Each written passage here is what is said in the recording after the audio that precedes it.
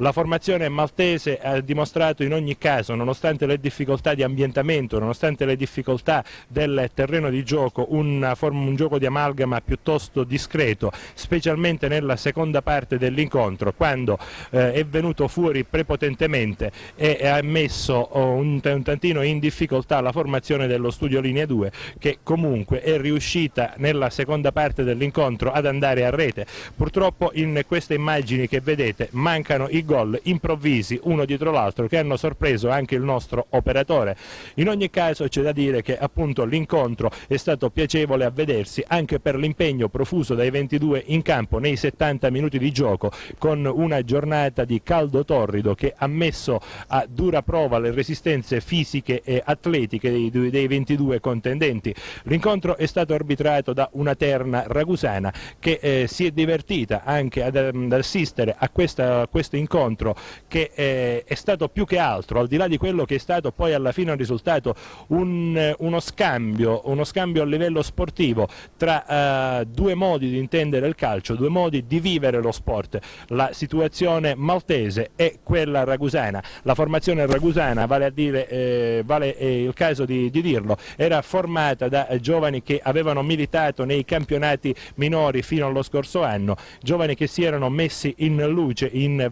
quasi tutti i campionati dilettantistici, mentre i giocatori maltesi erano reduci da una vittoria in un torneo a Malta.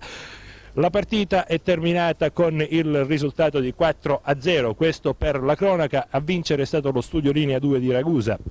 Ma appunto in questi casi non è il risultato che conta, è lo sport che vince al di là di ogni altra cosa, lo sport che domina tutto, ed è un momento di incontro, un momento di incontro tra due mentalità, tra due modi di concepire anche la vita. Per la formazione maltese si è trattato anche di un bel periodo di villeggiatura a Ragusa, per conoscere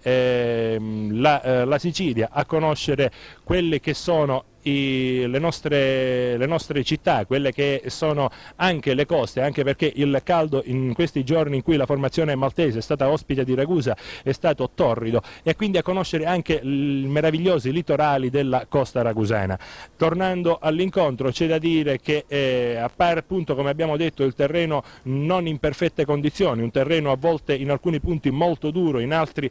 molto morbido per la sabbia messa per coprire alcune buche che c'erano nel terreno. Non ha creato le premesse per lo svolgersi delle azioni manovrate. In ogni caso, sin dall'inizio della partita ha cominciato a farsi vedere l'affiatamento dei ragazzi dello Studio Linea 2, che dal fischio finale hanno cominciato ad attaccare e a premere verso la porta della squadra del Senglea. Le occasioni migliori sono avute subito all'inizio della partita, quando lo Studio Linea 2 ha attaccato, un rapido dialogo sulla destra ha portato a un cross in aria, il portiere è uscito malamente ed è riuscito a riacciuffare la sfera di cuoio quando questa stava entrando in porta. Nel secondo tempo, inaspettatamente, viene fuori la formazione del PN Senglea Malta. Inaspettatamente perché? Perché appena finisce il primo tempo, tra una bibita e l'altra, si discuteva e si parlava e si era venuta a creare le premesse per un secondo tempo di marca ragusana, anche perché i giocatori maltesi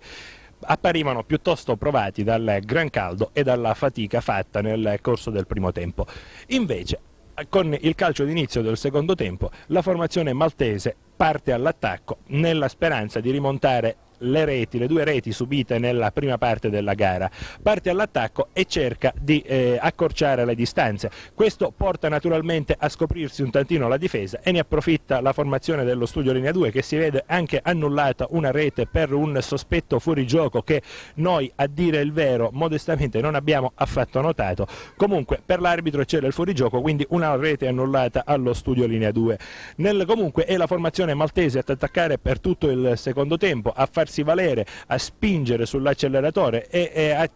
impensierire l'estremo difensore della formazione dello Studio Linea 2, che per la cronaca è il giovanissimo, appena quindicenne Titta Rumè, estremo difensore della formazione del Ragusa, che il prossimo anno militerà nel campionato regionale di promozione. Il portiere ragusano si è esibito in un paio di interventi che hanno dimostrato la sua sicurezza tra i pali, e poi il top della partita per la formazione del PN Senglea si è avuta quando la squadra maltese ha usufruito di ben 4 corners uno dietro l'altro, che ha visto Rumè impegnarsi in difficoltose interventi, sempre mandando la palla in corner. Al termine di questi corner praticamente l'incontro si è concluso, anche perché le due formazioni apparivano molto provate dal gran caldo. L'incontro non è durato infatti i 90 minuti regolamentari, ma si è preferito prima della partita a procedere in 2 tempi di 35 minuti ciascuno, visto appunto il gran caldo che incombeva sul vetusto in campo Enal. Al termine della partita le premiazioni di rito.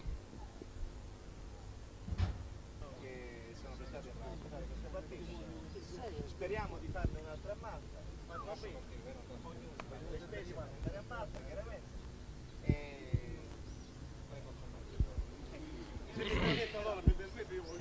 È terminata la partita amichevole tra la PN Senglea di Malta e lo Studio Linea 2 di Ragusa, un incontro amichevole che al di là del risultato voleva essere un incontro tra due squadre che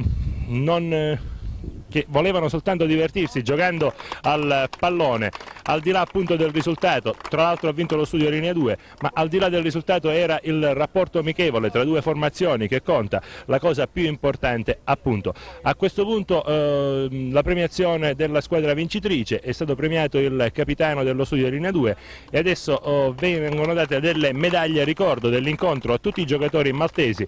da parte del Public Relation Man, direttore dello Studio Linea 2 Nino Criscione, che premia tutti i giocatori maltesi ospiti di Ragusa in questo periodo per appunto un periodo di vacanze, e ne hanno approfittato anche per